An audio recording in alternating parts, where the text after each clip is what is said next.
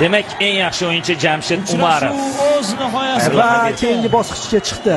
va unda Nazarovlar jamoasi 1-0 hisobida g'alaba qozondi.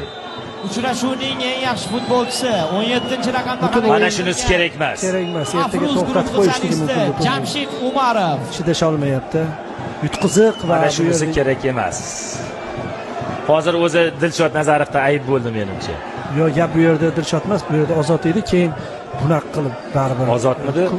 Ko'pchilik borgan Ozodmidi edi. Bunaqa munosabatda bo'lishlari bu mardning ishi emas. Mana ajratib olishyapti. Yaxshi emas, yaxshi emas. Nima qilib bordi u yoqqa? To'xtatish kerak bu narsani. Bu turnirni to'xtatishga olib keladi Murod aka. Ha.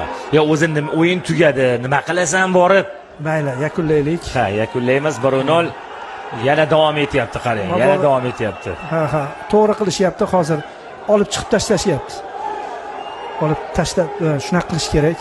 Aks holda tugamaydi bu janjal. Ha. Bo'ldi, chiqarib uni bekitish kerak. Milliy gvardiya xodimlari iltimos qaranglar. Qana, chidaganga chiqargan. Yutqizganga ham, yutganga ham shu gapni. Demakki, Jamshid Umarov